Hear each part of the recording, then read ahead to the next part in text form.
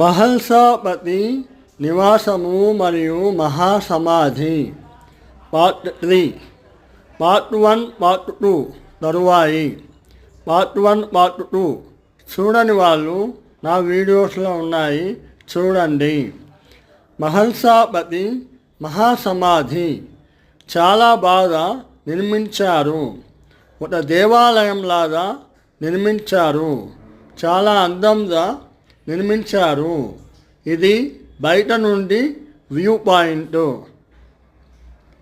ఆయన మహాసమాధి సపరేట్గా ఒక మందిరంలాగా నిర్మించారు. ఆయన ఇంటి పక్కనే ఆయన మహాసమాధిని చాలా అద్భుతంగా నిర్మించారు. ఆయన నివాసము, ఆయన మహాసమాధి రెండు పక్కనే ఉంటాయి.